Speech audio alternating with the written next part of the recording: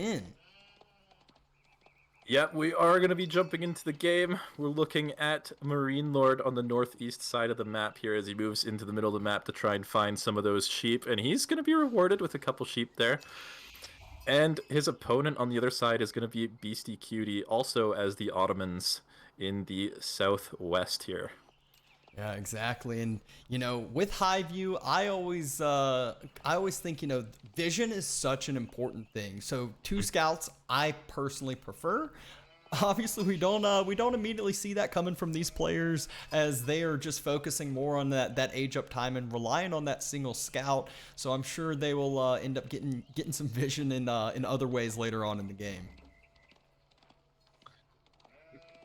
Yeah, and it looks like we aren't going to be seeing anything new from the Ottomans in the Dark Age, at least this game. We've got both players are going for the mining camp right away, trying to get to the next stage. I am interested to see which landmark they go for, because we did see the Twin Minaret Madrasa most of the games today, but we did see Beastie go for the Trade Network landmark, the most recent game that he played Ottomans, so I hope that they go for different landmarks, because that would make for like a more interesting early game, but we'll see. Yeah, it's funny. A lot of times you think mirror matchups are going to always be the exact same, and sometimes they do stay true to their name of mirror matchups. But other times it feels just completely different as far as the builds that players utilize and whatnot there. But we're kind of still sticking to both sides doing the same exact thing. Yeah, both of them going to be clicking up pretty soon. It looks like Beastie might be slightly quicker on the age up, but not by too much. Yeah, I'm guessing based on what we've seen so far that they're both just going to go for a town center as fast as possible. If you try to make the military schools in transition while your opponent's making town centers, you're probably just going to fall behind in villager count. So most likely, yeah, it'll just be town centers. But there we go. From MarineLorD, it's going to be, yeah, the Twin Minaret Madrasa, going to give him those berries with the faster gather rate for the rest of the game. And yeah, the same thing from Beastyqt, so no trade network this time. Yeah, no trade coming in, even though it's not actual trade. It's just, the traders chilling in the trade network. But, how will these players start differentiating themselves from the other? Usually it's forcing the opponent on the back foot with a little bit of rating coming in, but I'm not sure if we'll see any rating until a town center or maybe two gets dropped from either of these players.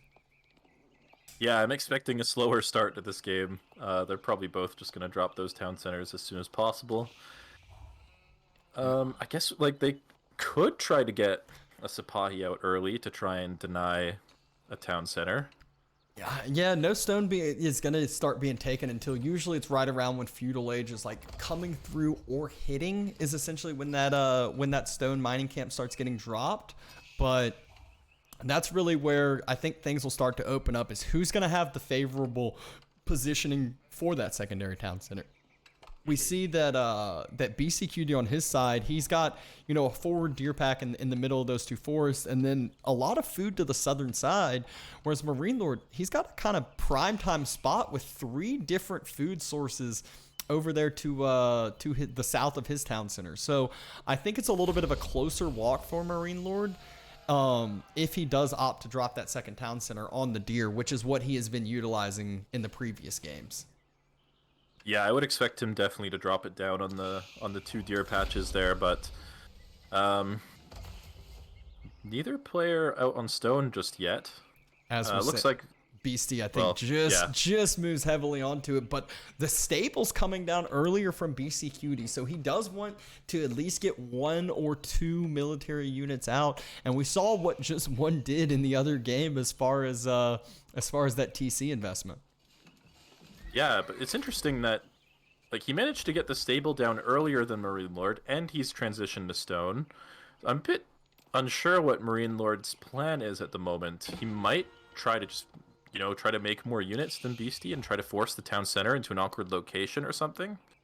Yeah, it's No, okay, he's going to stone himself now. I was about to say he matched the stable. He's going to stone himself, but everything on MarineLorD's side just seems like 15 seconds behind Beastyqt. So maybe just a little bit more of an efficient opening by Beastyqt. As we see, he's already more than halfway to his secondary town center. He had the stables drop first, and he already has the military units out on the field. Yeah, and there's a Spahi already coming across the map. It's going to get onto that stone mine before MarineLorD has any units out. And that's going to be really annoying to deal with. Yeah, I think Beastyqt is going to have stone, not denied, but stone being kind of forced back on, as you see those villagers already causing some idle time. And Beastyqt, he's already able to drop his secondary TC. So MarineLorD's forced to drop a barracks and can't even secure up his own stone yet. So we'll be significantly behind in the eco once this second TC does finish up for MarineLorD. Or for Beastyqt. Yeah, I'm not sure what MarineLorD did wrong, and Beastie's build order was just more efficient, I guess. As yeah, he's got the vills, probably going to be moving out to build that town center pretty soon, and as you said, MarineLorD's going to be pretty far behind on it, but I like that MarineLorD's just decided to send the Spahi across the map, try to see if he can deny the town center placement, but he's going to get forced off of stone, which is going to be painful. Yeah, very, very, very painful. And Beastie, he's still got a couple vills on the stone. He is moving exactly where I kind of expected that to be at that first town center drop. It's just a pretty far walking distance, so it's taken him quite a bit of time to get down there. And the return raid comes in for MarineLorD. Just one Sipahi is what it looked like. Yeah, there's not a lot of villagers here. The Spahi could actually deny this. Especially, he has to be careful. He can use the fortitude ability to get the extra attack speed, but if he does, he'll take more damage if the villagers are fighting back. But for now, he's not using that, just focusing down one of the villagers. The second Sipahi comes to help. Beastyqt. Yeah, and there we go. The ability came out. Look how fast they're taking down those villagers. And 3 vills actually go down for Beastie. Now, MarineLorD's actually had 5 villagers somehow. And he's got his second town center going up, and even despite the slower start, he's actually in a better position now. It's crazy the way that just works out. Beastie being a little bit aggressive on that TC play, and it gets spotted out from MarineLorD. It's exactly what Beastie did to him the first game, was spot out that TC as it's being dropped. Just 1 or 2 military units is more than enough if you only have a few villagers working on it. Next Sipahi comes out for MarineLorD, and it's just going to continue to look for aggression, going to continue to look for damage on the eco. Yep, and it looks like Beastie might get 1 Vill kill in return, but MarineLorD's still with the slight advantage. But he's going to be a little bit slower to his military schools. Beastie's got those up already. They're going to start beginning to produce units for him. And MarineLorD could... I'm interested to see if MarineLorD chooses to go for a 3rd town center or if he goes for military schools himself. Yeah, earlier on at first I was thinking 3rd town center, but I mean, it's kind of weird. We've seen it a couple games where it felt like the 3rd town center was the smarter play, but then that was also with Ottomans losing. So is maybe the military schools a little bit earlier to protect up your 3rd town center the smarter play? Not really sure. Only time will tell. But a little bit of military coming down for BC, so MarineLorD will need to react and will need to react fast. Yeah, and it looks like MarineLorD is going to be going for that 3rd town center. It's going to be on the 2nd hunt, right next to his first hunt. So yeah, he's going to be 3 TCs against the military schools from Beastie. So Beastie might have a window to try and punish this in a couple minutes here, but yeah, we'll have to see how that works out. Yeah, it's definitely a window that is you very much need to take advantage of it, but it's going to be even harder for Beastyqt just with the regards of like the location for MarineLorD's town centers. They're right next to each other, so they can kind of protect each other up. And the initial town center, obviously having the arrows that's already fire, having production down next to it, might not be the focal point that BC wants to focus it. Usually, it's a secondary one. Mm-hmm. And it looks like in terms of Vizier points, Beastie has gone for the Meter Drums Vizier point, which is going to... it grants him a free Meter, and it also allows units in formation with the Meter to move 15% faster. So he's using that to keep his Spahi moving speedy around the map and try to keep up a little bit of presence on the map. So essentially just like a little bit of yam network R around the, and is it all Meter drums that spawn from here on out now will have that because of the Vizier point? Yep, Awesome. that's right. That is definitely awesome. And so that might be just what is allowing him to chase down those units from the opposite side. Well, it's only while you're in formation with the Meter. So when you enter combat, you're no longer in formation. So you lose the speed buff. But, gotcha. But yeah, while he's moving around the map from location to location, it's going to make his army just a little bit more mobile. Yeah, that's definitely very, very useful when you think about, getting raids, having to react to raids. You can just react just a little bit quicker. Villager count difference as we continue to go on. MarineLorD should end up building up that villager count lead, but he will lack a little bit in the military regards as he is having to spend more food on the town center production.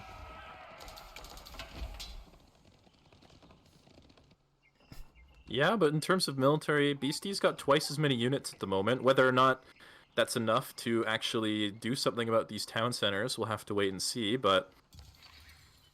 Yeah, well, we know the town centers aren't going to be able to get taken down until either rams or a significant amount of military difference. And a good little raid by Beastyqt. Too bad they're focusing one of those front spearmen, but now the wood line gets taken in, and now the wood line starts getting denied. Ton of villagers start running for the hills, but they're not running home. They just run to the other side.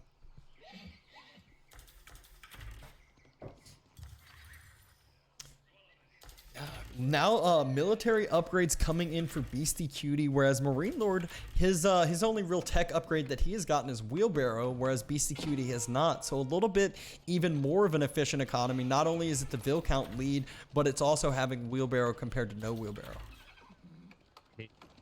And we can see Beasty's positioning sort of outside of MarineLorD's town centers. Not sure if siege engineering is going to be coming in anytime soon, but it is looking like he knows he needs to do something, and he's going to be trying to push this location pretty soon. Yeah, and he does have siege engineering. First ram is being dropped as we speak. A good amount of military lead units, but is it going to be enough to tank up through two town centers and being closer to MarineLorD's base and MarineLorD's production, who can constantly reinforce that? One thing, too, we noticed out of MarineLorD, there was a blacksmith sitting right in between his production buildings as well as that military school. So that's just going to help those come out a little bit faster. Yep, I believe Beasty's done the same thing on the other side with his own blacksmith, so both players going to be making use of that influence to get the better production speed, but yeah, Beastyqt, he does have the slight military advantage. I don't know if it's big enough, though, to break a town center that's fully garrisoned. My opinion, no. And additionally, we saw from last game the mistake that was made, or was it last game of the games before, where he only went with 1 or 2 rams to then have 3 rams. Well, if he actually comes in with a couple rams, it will make MarineLorD either focus on the rams or focus on the military. And if you're A moving, sometimes you can end up accidentally having your ranged units attacking those rams, as they'll be just out of range of actual units. But yeah, 2 rams are out now. Looks like he's just positioning for his push. He's trying to position his army so he's not going to risk getting in range of that other town center behind this one. And he didn't have vision in the stealth force, so that first ram immediately gets taken down to about 10% health. Yeah, that's not what he wants, but he really needs this fight to go well, and it looks like he does have a decent composition for it. There's a lot of archers here, a lot of spearmen from MarineLorD, so the archers are going to be doing well there, but the Meter drums giving the attack speed buff currently to MarineLorD's army, and Beasty's Meter goes down, so MarineLorD's army is actually looking really strong now, actually taking a really good fight. And both rams being taken down, town center helping out, archers starting to get closed in on, but more importantly, the rams have not been successful, and that's 500 resources down the drain. MarineLorD, he has extra villagers, so the first push being denied is huge for him, as they're both going to have to remass back up, but the military numbers are now dead even. But MarineLorD has the eco. He's up almost 20 villagers soon. And yeah, things are not looking good for Beasty. He's got a healthy military count, but healthy in the sense that it's equality, not healthy in the sense that he can actually do anything meaningful with it. And he's going to try to send the Spahi up to do a raid on this wood line. If he can kill some villagers, that'll really help a lot in keeping him in the game. But yeah, it's not looking good for Beasty at the moment. And MarineLorD proactively pulls back right as that raid is about to come on through, as he is having vision. And I think that last fight just shows you one of like the downfalls and one of the reasons why a lot of people get annoyed with high view is because when you lack vision in those stealth forests, you don't know what you're going up against. The opponent can definitely get the jump on you in a sense, and that's exactly what MarineLorD did. He basically jumped on top of those rams, immediately started taking those down, and then initiated the fight, and the TC helped him out significantly. Yeah, and part of that was Beasty repositioning to try and, you know, get a good spot where he would only focus on one town center instead of the other. But it meant he left the stealth forest and kind of revealed the attack to his opponent. Mm-hmm. Exactly. MarineLorD looks like he is starting to get an outpost out near where those secondary TCs are, which will help give him a little bit proactive vision to be able to match up anything on the other side. They're staying dead even as far as military count, military regards goes, but that's bad for Beasty, as that just means MarineLorD will continue to have more upgrades, will continue to have more eco, and so on and so forth. Beasty's losing his timing. MarineLorD's just got the same military as him, but he's up 30 villagers almost, so yeah, this is going to be the time to fight. There's not enough spearmen here maybe to deal with the Spahi from MarineLorD. He's switched his meta drums over to the ranged armor. One of them gets picked off, but he has another one just in case. And yeah, he's going to maintain that buff through this whole fight. The Spahi in a really good position on top of the archers. And this is looking really bad for Beasty. Yeah, Sipahi on the opposite side continuing to close, not allowing the ranged units on the opposite side to escape, and MarineLorD is heavily winning this fight. You see the military numbers. It doesn't even seem like MarineLorD is starting to falter on the military numbers, whereas Beasty, it just keeps falling faster and faster and faster. He's down, and it is out. MarineLorD takes the final game and takes the extra $100 with it. Yeah, good play by MarineLorD to recognize that town center was going up, and he didn't need the Spahi at home to defend. He needed those Spahi out there to, you know, try and deny the town center as long as possible, and he killed 3 villagers there. Beasty must have had some idle time or something too, because that put him up to a 5 villager lead at that point. And yeah, MarineLorD just did a really good job of closing it out from there. Yeah, it's like that timing push just came in. It felt like a minute late, and that minute delay was because of that little bit of damage that MarineLorD was able to put down earlier. So it really just kind of has that profound effect as the game continues to go on, and they can just slowly eke out advantage after advantage after advantage, and all of a sudden, that advantage has become way too big for Beasty to deal with.